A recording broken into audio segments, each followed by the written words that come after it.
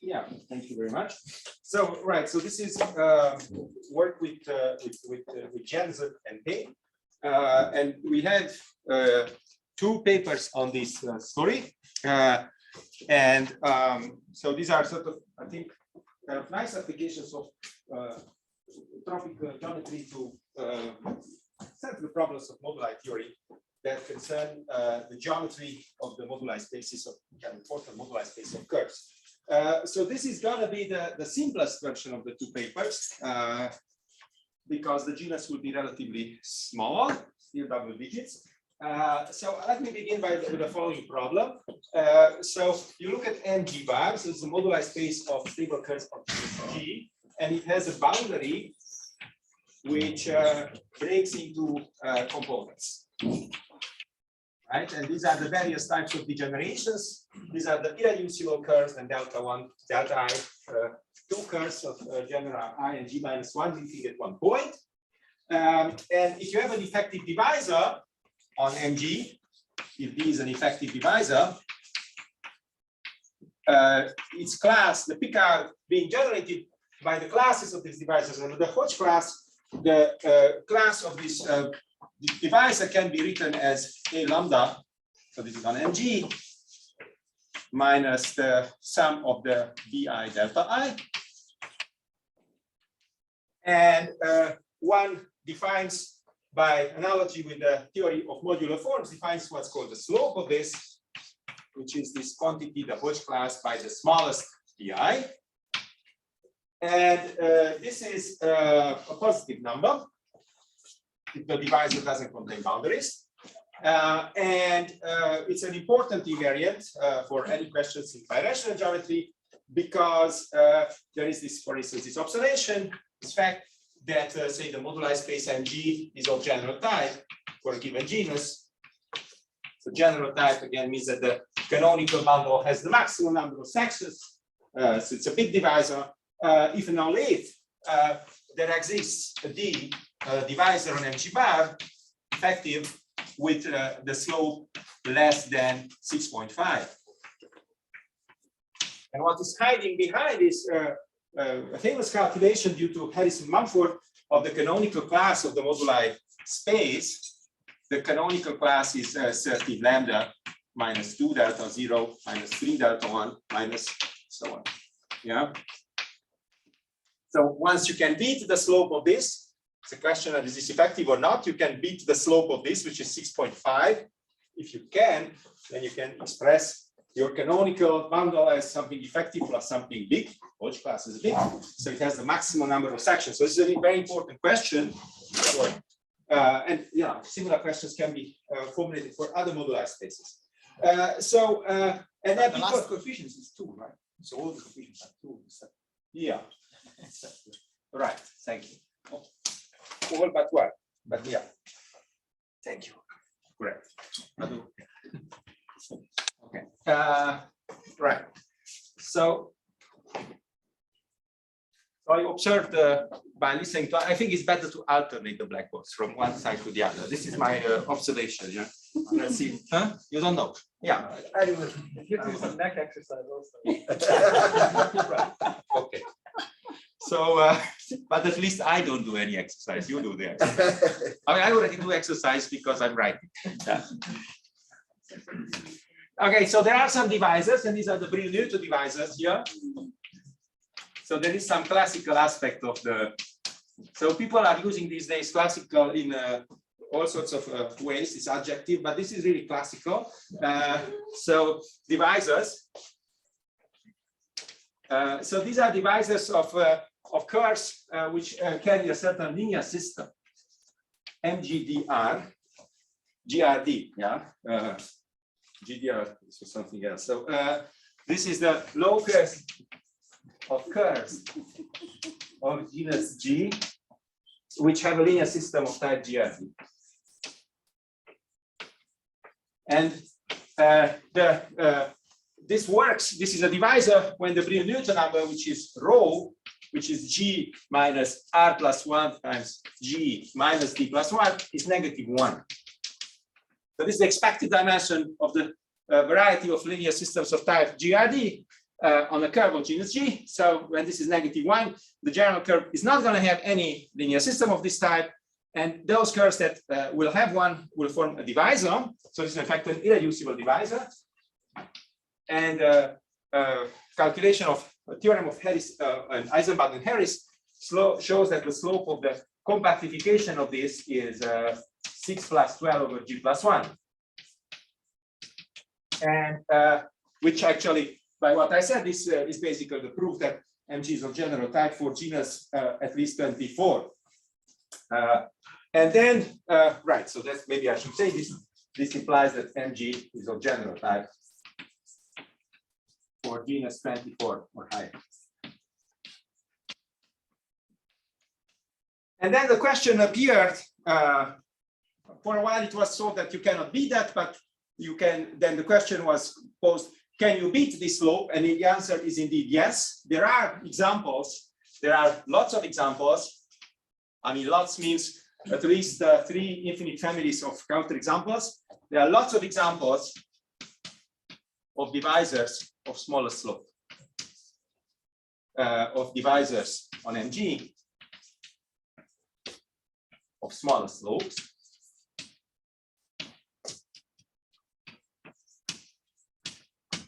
And I won't go through the constructions. They are sort of complicated all in nature and involve syzygists in one way or another. And anyway, one of the success stories of this line of thought is the theorem. So my theorem with the same co-authors, Jensen Teng, from that both moduli spaces M22 and 23 are of general type. But I will not discuss this. And this is actually, as I said, in many ways related to this topic. Of general. So there are some success stories here, but here is the point that I want to make. So there are these lots of examples, but there is something, an observation that, however, for all these examples, for all these counterexamples, for all these D that have been constructed, you know, the formula for the slope is sometimes are, you know, rational functions in degree 11 depending on several parameters. So quotient of 2 polynomials. So one denominator of degree 11, no, the numerator of degree 11, denominator degree 10. It's a complicated thing. Nevertheless, I observed that they satisfy this inequality always.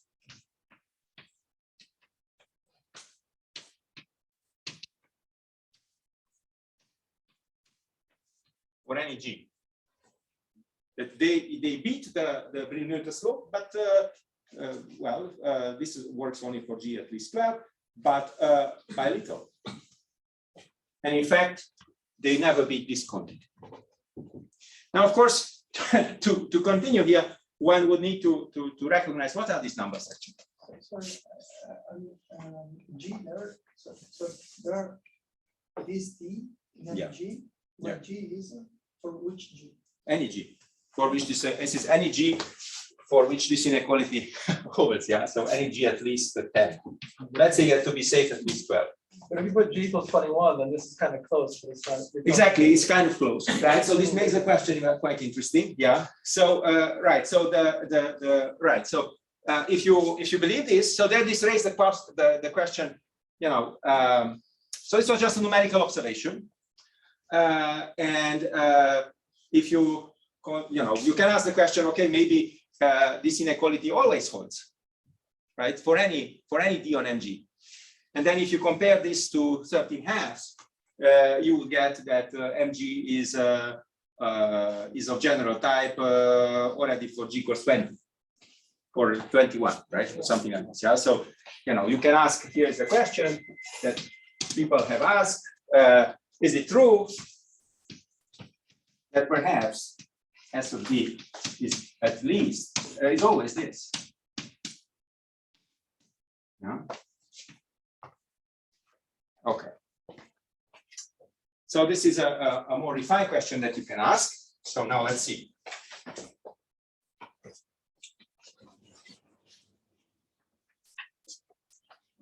Of course, I would like to give some geometric meaning to these quantities. it's already erased. So what is 6 plus 12 over G plus 1? So what is 6 plus 12 over G plus 1? Well, this we know. You start with a K-free surface. Assume the Picard group is of rank 1, generated by the class of a group of covered genus G.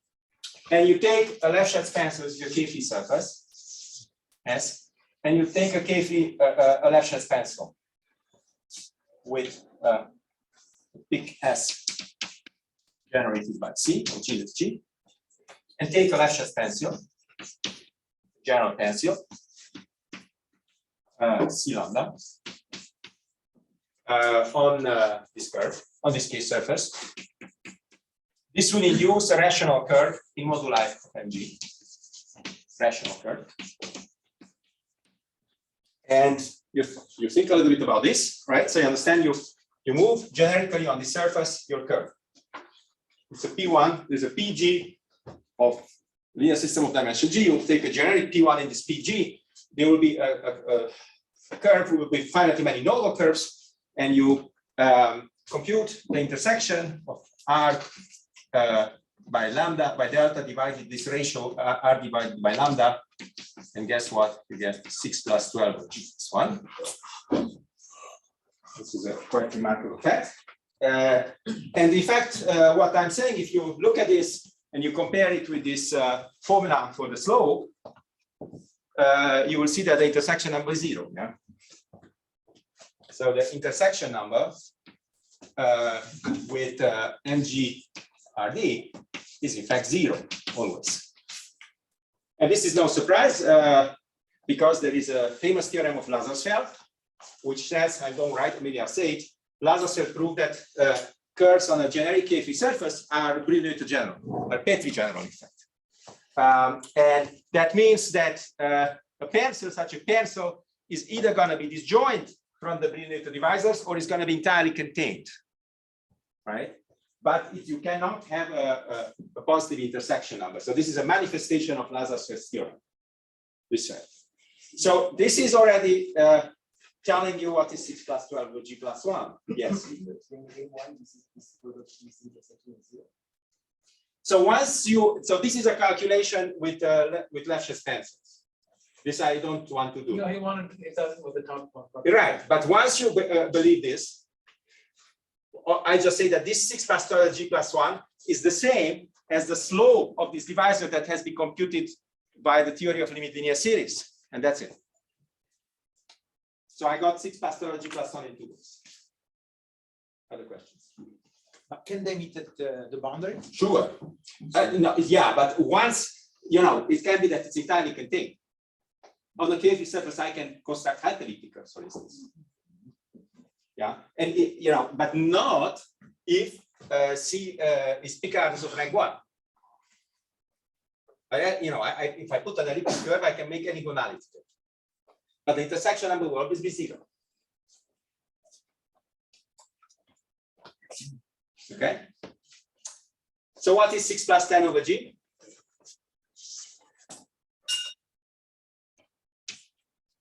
So, well, 6 plus 10 over G is not so far from 6 plus 10 over G plus 1. You do the following thing. You take another K-free surface, but now I take a pencil of curves of genus G minus 1. Yeah, so here is C and C lambda. Yeah, I just mean 2 curves. They are both smooth. They will meet in a number of points. They will meet. This is so C in S K-free surface again, but this is of genus G minus 1, 1 less. They will meet in 2G minus 4 points, and I take now 2 of them, of these points, and I form out of this pencil in Mg minus 1, I form a pencil in Mg by simply attaching the curve at 2 points of this, at the base points of the pencil, 2 of them. So I form this curve, okay, C lambda. So let's call this point 1 is X, and this is Y. And here I have the identification X divided by, X and Y are identified. So this will give rise, now this is a curve of genus G, gives rise to a rational curve R prime in delta 0 in Mg. And the intersection of R prime intersection delta divided by R prime intersection lambda is 6 plus 10 over. I think it's important here for the logic because it only intersects delta naught, right? Yeah, thank you. Exactly. So, right, that's right. But so, yeah, so now, thank you. So, if I take a lecture pencil, I can ignore all the delta i's because intersection delta i's is going to be a higher codimension condition, a linear system. So, this is really a question about delta naught. Right, and here is I hope you can believe this. So, essentially, I went from G to G minus 1. So, this G plus 1 became a G. And then there is some excessive intersection here. And I have to subtract from that quantity there. This was 6G plus 18. So it's a 6G plus 12. I replace G by G minus 1. And I have excess intersection. The 12 becomes a 10 and x. This is how intersection theory worked in classical times. So this is how it works nowadays too. Okay, so the question is now, so I gave some sort of geometric incarnation for this quantity. And the question is this pencil R prime an F curve in Mg? That's the question. What can we do with two nodes? What happens if we do two nodes? Well, you get yeah, you can make various other conjectures. But you'll never beat the 6 plus. No, you will never beat that. And I'm not going to pursue now this. Yeah. Right. So yeah, how about the question? So well, is this true? Well, the answer, if you think a little bit, actually, I interpret what I explained so far is that the answer is yes for G at most 12. We have to go some way to test this hypothesis because well, essentially the moral is that for curves of genus up to 12, the geometry of a moduli space of curves is governed in a very precise way by K-free surfaces. So let's look at the last genus. So up to genus 11, with the exception of genus 10, in fact, the generic curve of genus G will lie on a K-free surface. If I look at curve of genus 12, the generic curve of genus 12 does not lie on a K-free surface. But if I look at the curve in delta 0, that is a curve of genus 11 with 2 points identified, and that curve of genus 11 lies on the K-free surface. Therefore, this construction that I carried out here will parameterize the entire boundary device of delta 0. And that's basically, since it's a covering curve, will prove that inequality. So for me, for this type of problem, the first non-trivial case is genus 13. Yeah, so you can say, well, there is interesting phenomena in genus 3. No, not for this. Genus 13 is the really first interesting case where the geometry of the moduli space is not governed, at least in codimension 1, by curves on K-free surfaces. G was the first challenging case. Okay.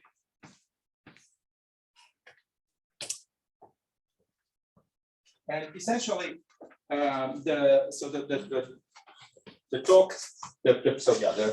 this work is about genus 13.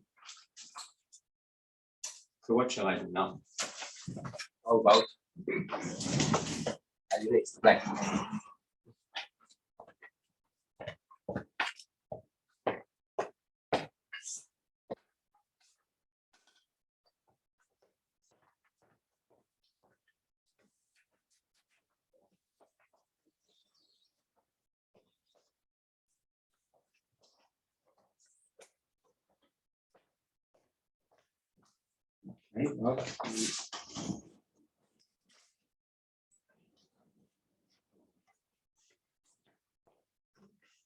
And I do not have to erase it because I have this system of alternating, so it will dry.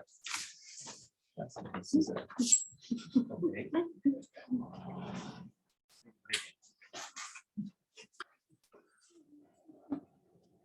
Nobody came up. So okay. So the talk is dedicated to genus 13. And here is another idea. namely, I mean, to use non-abelian linear fields. And this is an idea that is, well, it's promising, but not so easy to implement. So we have seen, well, in this talk, but actually many conferences, right? So you have maps to projective space, to the target, and so on. They are given by sections of line bundles, as one learns in geometry, algebraic geometry 101. But how about instead of using line bundles, how about using rank 2 bundles? How about using higher rank bundles? And you start with the curve C, and you associate, you want to look at bundles of rank 2. And there is a, since K-free surfaces are so important in this question, it's important to look at bundles of rank 2 with canonical determinant.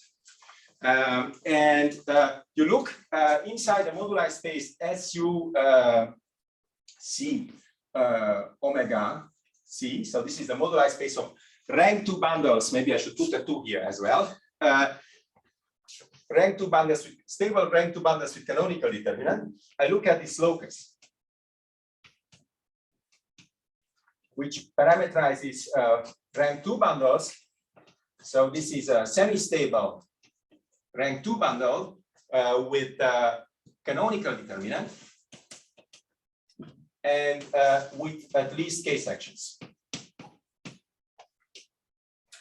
So this is a Lagrangian degeneracy locus. It's not a classical degeneracy locus, but a Lagrangian because I fixed the determinant. It's a bit like in the spring world. And so this is a Lagrangian locus of expected dimension 3g minus 3 minus k plus 1, choose 2. Now, the 3g minus 3 is not the dimension of the moduli space of curves. It's the dimension of the moduli space of rank 2 bundles with canonical determinant, with his determinant. That's the first. And the k plus 1, choose 2 comes from the deformation theory of this locus. The deformation theory of this locus is governed by what's called, I call it the Petri-Mukai method.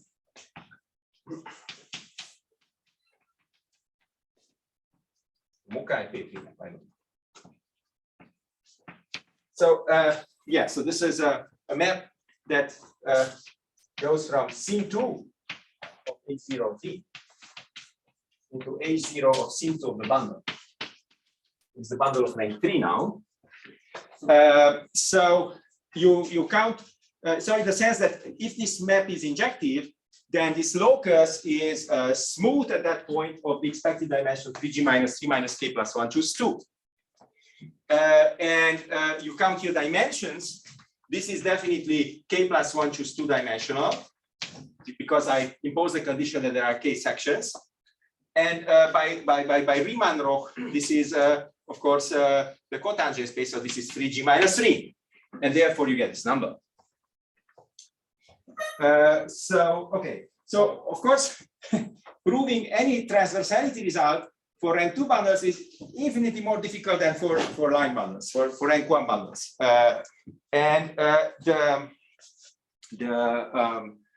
Manifestation of this fact is that how do you prove, for instance, transversality for rank 1 bundles? Well, I just explained you that you can degenerate, but if you say you don't like degenerations, you take K-free surfaces. And Lazar had provided you a method for doing this. Now, this is not going to work for rank 2 bundles because, in fact, if I take a curve on a K-free surface, the curves on K-free surfaces will not be transversed from the point of view of rank 2 Brillouin field. That's just a fact. It's a very interesting fact, which actually makes this problem challenging. And well, yeah.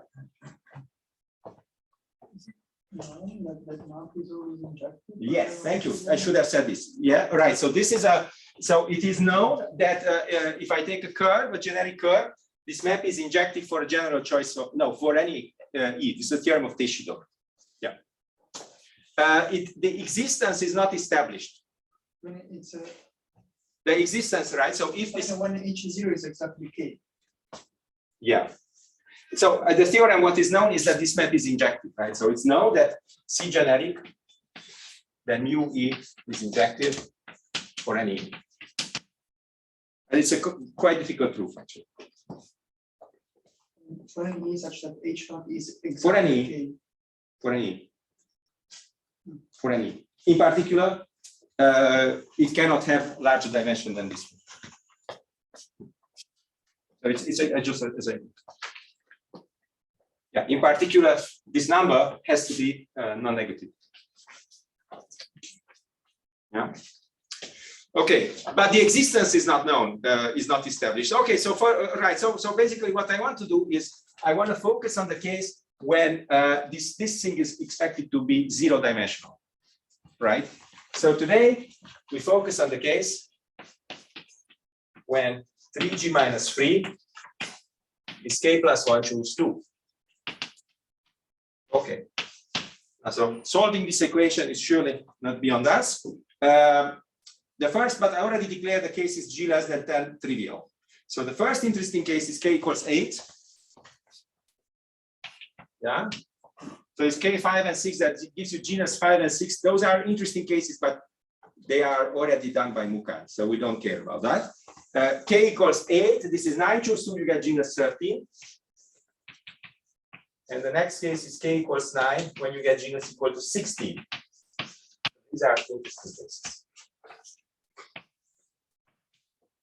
Okay, so let's focus on genus on the first case. No, this was not good.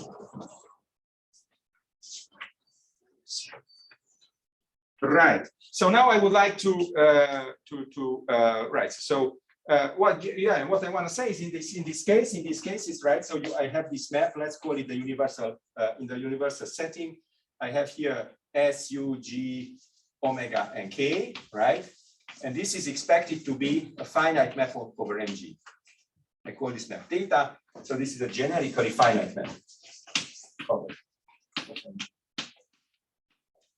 And I would like to study this curve. And the first case to study is, as I said,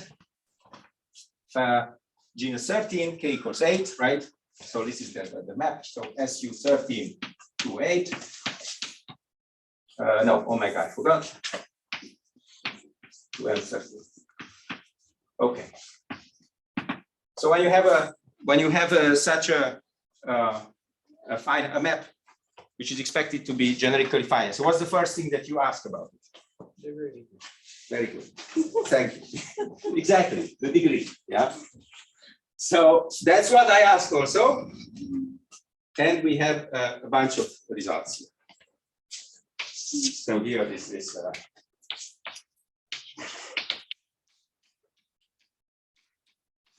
okay. So I will put the results 1, 2, 3, 4. The first one is this question. So the general curve in M3 13 carries precisely 3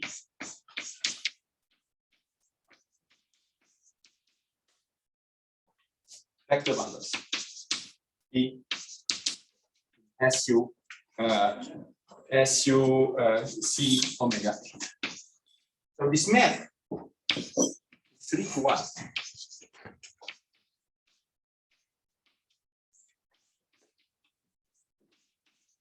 This is 3 to 1. And I put here really exclamation mark. So I couldn't believe this when I first calculated, because sorry, It's too small a number. exactly.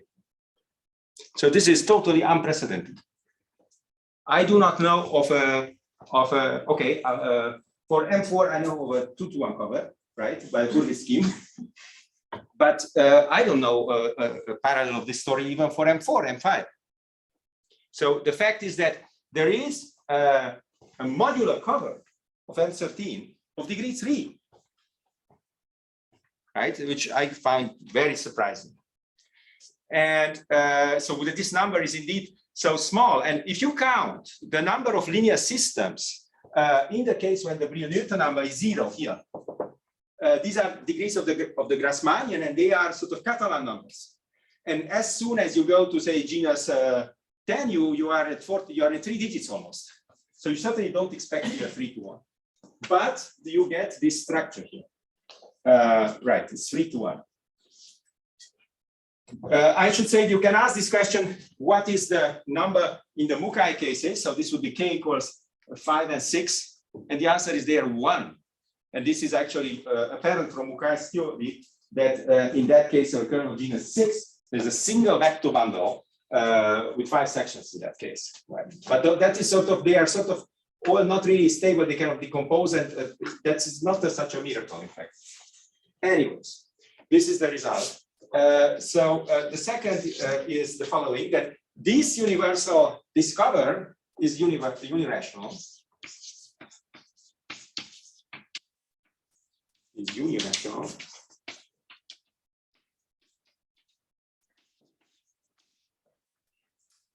Then the third result is the following, well, the non-abelian Brillouin divisor. So when I set up this locus here, this Mukai-Petri map here, between vector bundles of the same rank over the moduli stack, obviously there is a divisor, the degeneracy locus of this map, right? And this is what I call the Mukai-Petri, the non-abelian Brillouin divisor. So the non-abelian Brillouin divisor,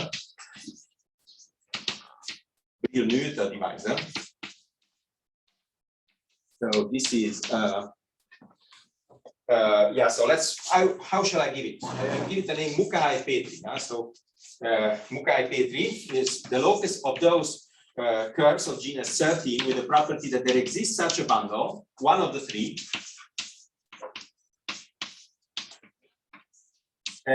such that this Petri map is degenerate.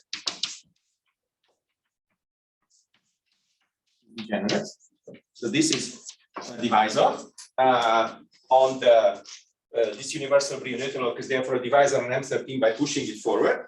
And the slope of this is okay, we were able to calculate the slope, and it's 4,109 divided by 610, which is 6.73, which is less than 6 plus 10 over something.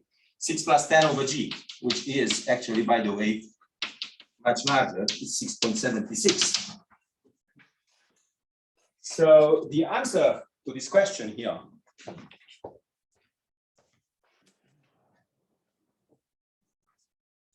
is no.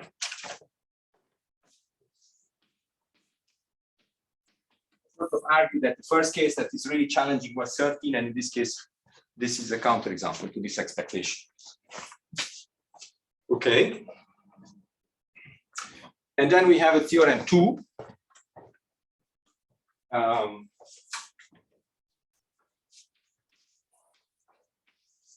In the same paper, that it's an application of all this geometry, namely that the pre-moduli space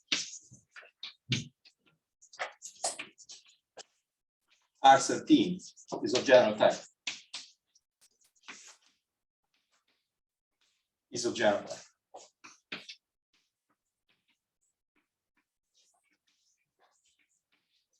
So RG is the moduli space of, well, this was, well, without being said, it was the object of of Sam's talk today in some sense, well, in large generality. This is a moduli space of double covers, étale double covers over a curve of genus G. So this is MG BZ2. Yeah, and it has a map. There's a pre-map from this to AG minus 1. This is the pre-map. And so this is a ramified cover of MG. And I should say that 13 is the smallest genus for which is known as spaces of general type.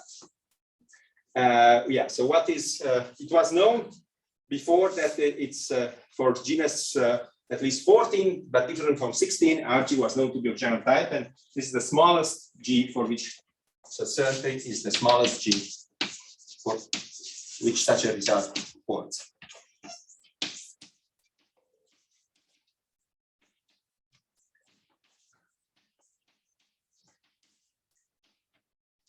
And I should say, so essentially this is a rather simple consequence of the theorem 1, because once having all this stuff here, you can essentially the way we do it is to consider something we call a universal theta divisor.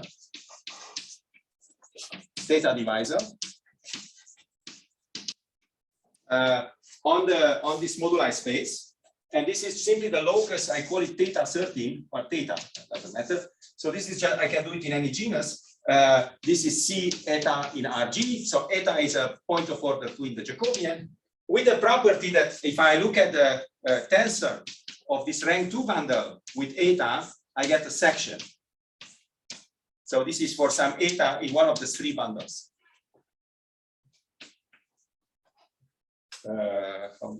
SUC omega 8. So you see the point here is that this is a bundle of slope g minus 1. So H0 is equal to H1, and imposing that condition that H0 is non-zero, this is expected to be a divisor in this space, and in fact it is a divisor. And then we can compute somehow the class of this divisor, and we obtain that in fact the canonical class of R13 is a combination of lambda and this class, and therefore it's of general type. Right. So this is an application of the story. So now I should say why we focus on genus 13 and not on genus G. Yeah, please. 2 questions. Does degenerate mean drops rank? Drops rank, yeah. And this M bar BZ2, is that like twisted? Yeah. Before you can answer this 3, you can compute the number by intersection theory, but you want to say there's actually 3 different ones. Is that... Right. So okay, both. Yeah. So So how did I compute this number? I will come to that. Yeah. So I can think. How did I compute this number? Indeed, I can compute the number by intersection theory. And this is what I did. It's well, it's you just have to compute the determinant. So how hard can it be? Well, it depends on the determinant. So this was very challenging for me, at least, because the entries of the determinant are given by this Zaghi-Tadius formula. And I am not able to see any pattern for. So indeed, the point is that you set up this determinant. It's going to be, I think, a 9 by 9 determinant, and they are polynomials in these generators of the cohomology ring of SU. You have to work on this Hecke correspondence to make it work, right? Because you want to work on the smooth space. But the actual entries are really products involving Bernoulli numbers, and I do not. So for Jacobians, a similar calculation leads to van der Monde determinants, and I know how to compute van der Monde determinants, but I don't know how to see any pattern in this. And then what I did on this Hecke correspondence, so I did many mistakes, and I got numbers which are kind of quotients of numbers with 100 digits, but at some point I got the number -6, and that of course is basically correct, yeah, because if you make a mistake, the probability of getting -6 is 0, and you have to divide by -2, which is the degree of this canonical, the Hecke, and you get 3 to 1. Well, that doesn't prove it all different. That's something else. Right, but they are also different. Yeah, they are different. And I have a way of getting the. Yeah, so I should say something here. Nobody asked the question, what is this answer for genus 16? So any guesses? It's 11. So once I got so good at determinants, and then I apply the same. It's a determinant the larger size, and it gets 11. So under the theorem here, what's tropical about the proof then? Is there anything? We haven't gotten there. But is there a rule for There is tropical. I mean, we have a paper. 2/3 of the paper is tropical. Yeah, but is it because you want to show that 3 are different? It's tropical or whatever? No. No. We are not that far from here. Sorry. Oh yeah, it's tropical. Sure. Yeah. I mean, not everything is tropical. Yeah. I mean, it's not so Schwarz-Weiß. Yeah. I mean, so I will get to it. Is there hope to find a German formula every time you have 0? Yeah, there is hope. I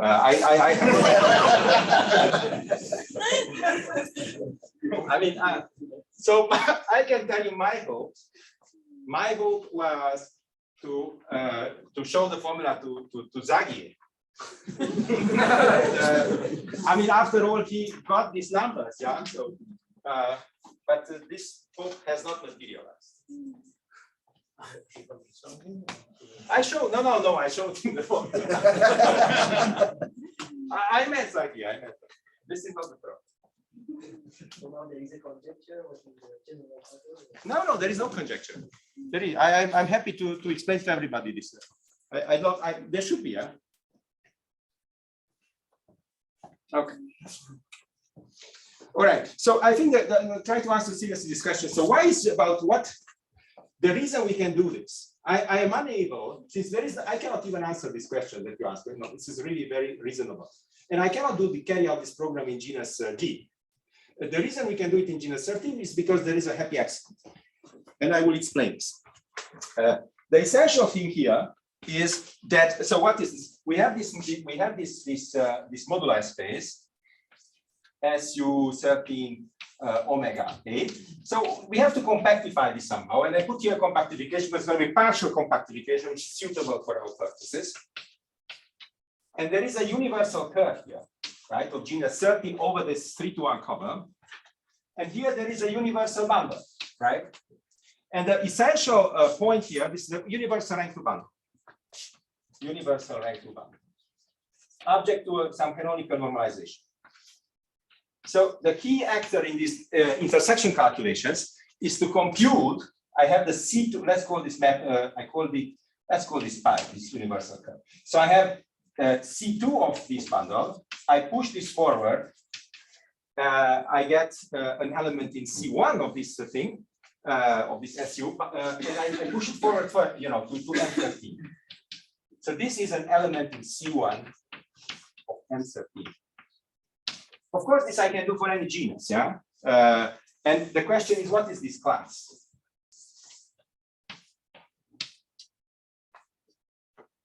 This is the question. How to compute this class?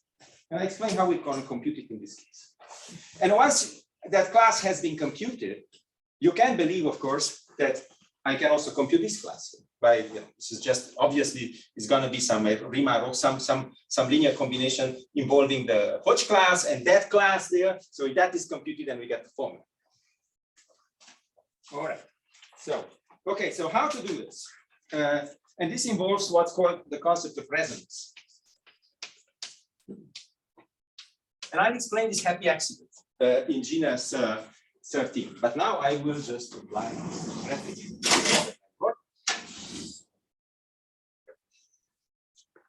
So the point is that I am going to compute this class by using the geometric coincidence. And I'm going to find by geometry a non-trivial relation in cohomology in genus 13. And I will compare the left-hand side, the right-hand side, and I will get the formula for this class. All right. So what is the idea here? The idea is the following. So fix a curve of genus 13, fix an E over C, rank 2 canonical determinant with 8 sections. And you look at the determinant map from wedge to H0E to H0 of omega. Okay? And now you observe that H0 of omega, which is 13, is 2 times H0 of E minus 3. 2 times 8 minus 3. And 2 times H0 of E minus 3 is only 1 less or more than 2 times H0 of E minus 4, which is the dimension of the Grassmannian of 2 planes in H0 of E. Therefore, the following divisor, the following condition, which I will call it res, the condition that there exists a pure tensor such that in wedge 2 of H0E, such that D of S1 wedge S2 is 0, is expected to be a divisor. It's a virtual divisor on this universal space.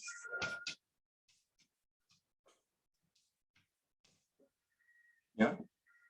So this won't work. You can look at such loci, and this is kind of interesting loci, kind of Lagrangian, universal Lagrangian loci. I ask the condition that there be two sections which are proportional. Well, if they are proportional, what does it mean? Two sections that are proportional. That means that they generate a line subbundle of rank 1. And that is, there exists a subtensile. There exists a subtensile inside it. A line subbundle with at least two sections. That's the condition. Well, if there is a subtensile, let's look what type of subtensile can that be. And well, so we write and this. So there are two cases here. Either this subtensile has degree less than what you'd expect. So a curve of genus 13, a curve of genus G has gonality G plus 3/2, integral part of that. So in this case, this would be 8. But if the curve has gonality 1 less, there is always such a tensor. So if the gonality, if A can be is a G17, this is no problem. In the sense that you can always find an embedding of A in it. It's no problem. And then if the curve has no G17, so has the generic gonality, G18, then let's write down this condition. And this is the most interesting part of the story. Then I have such an extension, and here I have omega minus 8, and I call this bundle L, and this is a G18, right? And then by Riemann-Roch, this is going to be a G560. And you see, you compare, so this has 2 sections, this has 6 sections. So all the 6 sections from here will lift to E. And you can interpret this condition numerically. I mean, what does it mean in terms of extension? This means that I call this I call L, yeah, this is L. This is basically equivalent to the condition that sin2 of H0 of L into H0 of L squared is not surjective. Let's count some dimensions here to see that everything we're doing is solid.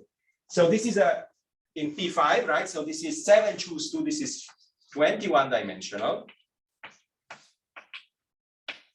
And this is not special, so this is 32 plus 1 minus 30, this is 20 dimensional. Right. And the point is now that, so the condition that, right, so the condition now is that this map is not surjective, so this is a codimension 2 condition, but I have a 1-dimensional family of G18s. So the divisor in question that I have here will be this. This is the all-important divisor. This is, I call it D2. So this is the locus of the curves of genus 13 with the property that there exists a G516 such that map sin2 of A0L into A0 of L squared is not surjective. And the analysis that I described here, maybe in too few words, but nevertheless I tried, it shows that in fact, this resonance divisor that I introduced will be this D2 plus a certain multiple of the Hurwitz locus. Theta pullback of the Hurwitz locus. This is the Hurwitz divisor. The Hurwitz divisor of curves of gonality 1 less. And this multiplicity, I can compute it, and it's a different calculation, and much to my relief, I get again 3. It's a much simpler excess calculation than the one with the Zagier formula, but it's all compatible. All right. So now, you look at this relation, and now comes, on the other hand, we know, so this condition here, about this definition here, the thing we sort of like about it is that it's tautological. I mean, you know, you just have a vector bundle, you always have a determinant map, and we impose the condition that there be a tensor of rank 2 in the kernel. This is you know, how hard can it be to compute this? And it's not so hard indeed. There is a formula for computing this locus in terms of the Chern classes of the bundles in question. So there is a maybe I should I for maybe I try to say this so there is a way, there is a way to compute the class of res. And it says, you know, it's part of a result that I had with Rimani, which says that when we have the result is much more general, but in this case, it says the following: if I have a stack and I have two vector bundles on a stack, X is any stack, assume that the rank of E is E, small e, the rank of F is 2E minus 3, and assume then the locus of the locus of the class of the class of the following locus. So you have this condition, and you want to impose this condition again there. So this, I call this the resonance locus of this map phi.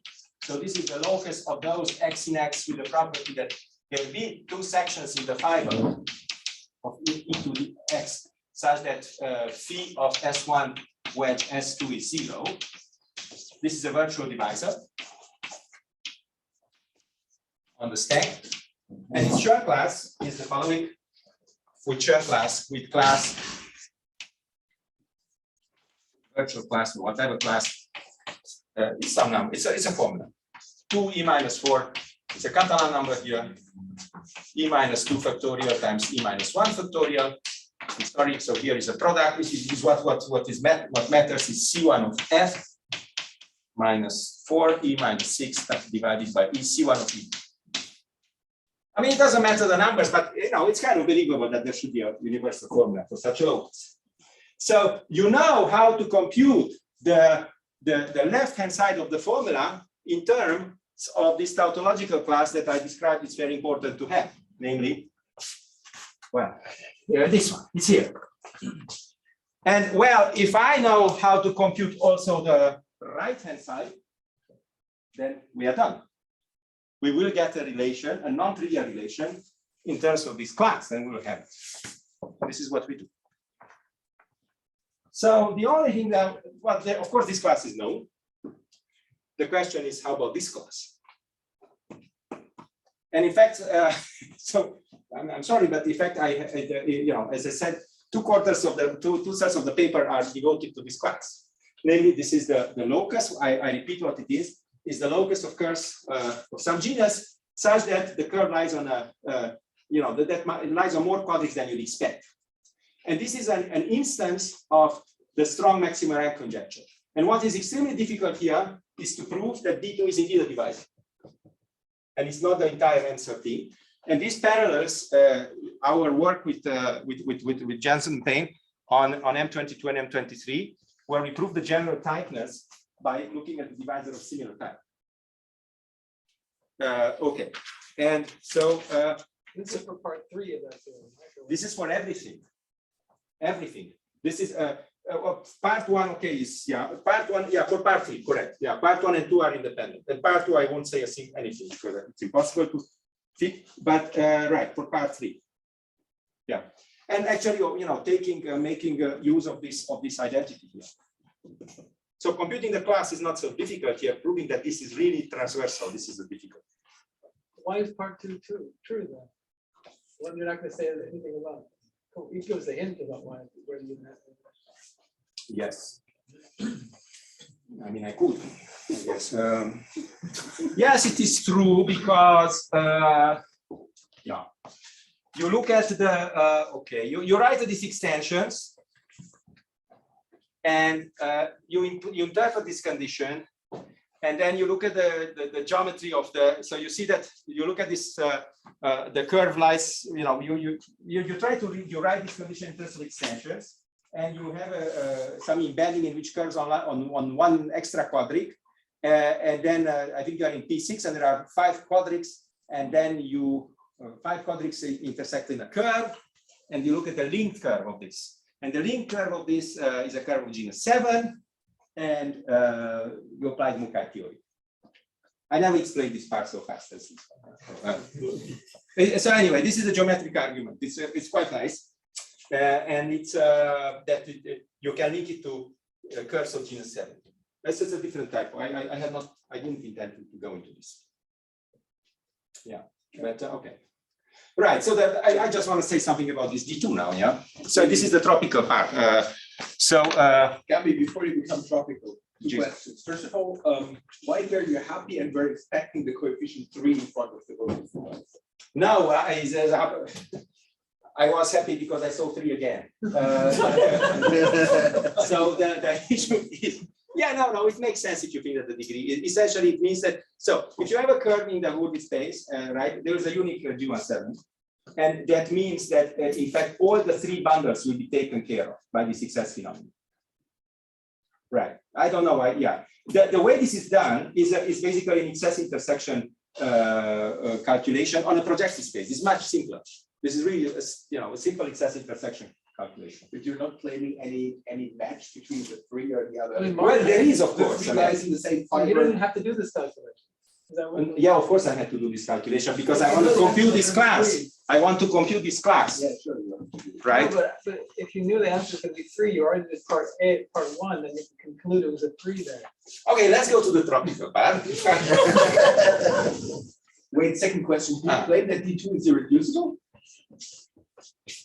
No, although I expect. But you don't care. I don't care, but I don't think we have not proven that. I should say these D2s are failures of called strong maximum rank conjecture. It is extremely difficult to establish transversality of these devices in general. Extremely difficult. The only approach that I know is tropical. And so, yeah, much to my advantage, I also know people who are the best in the world at this, the other two, of course, work really decades on refining their techniques for understanding multiplication maps of line models. But I'm saying these are really theorems that, don't exist. You cannot do it in any other way. And at least I state the theorem.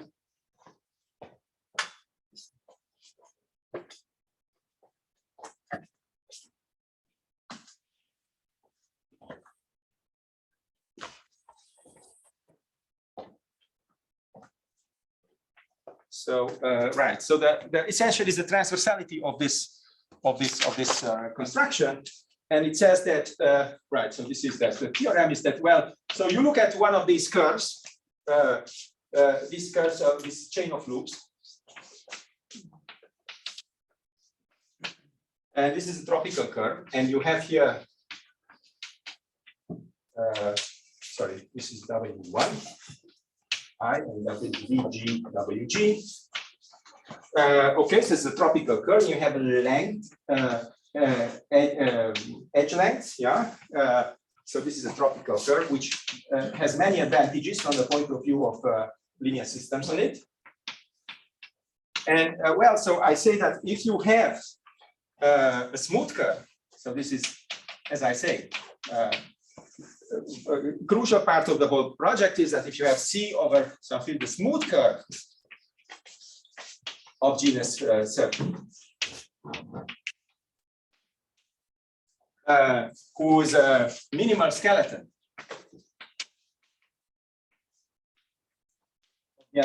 of the Berkovich analytification is precisely this gamma. Gamma is this. For a generic choice of the edge lengths,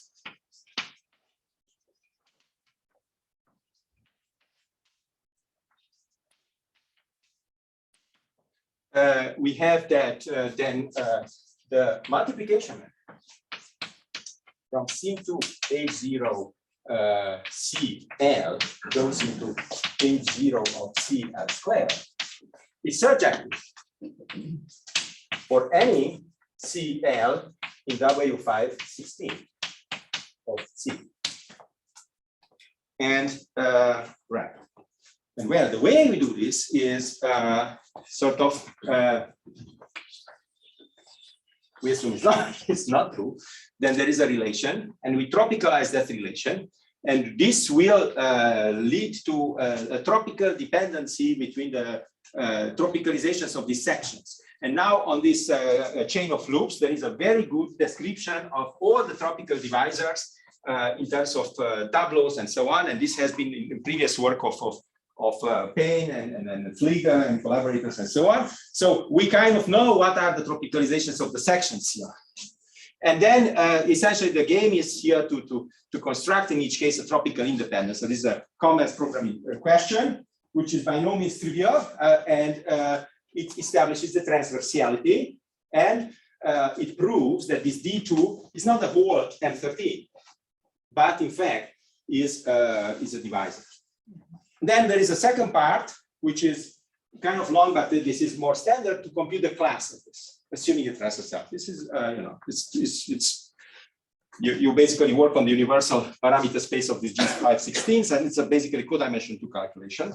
You put that together, then the right-hand side of this formula is completely taken care of, and you have a formula for the rest in terms of these tautological classes I introduced. Therefore, we get this tautological class. And this is how the thing proceeds. And also my time is up, so thank you very much.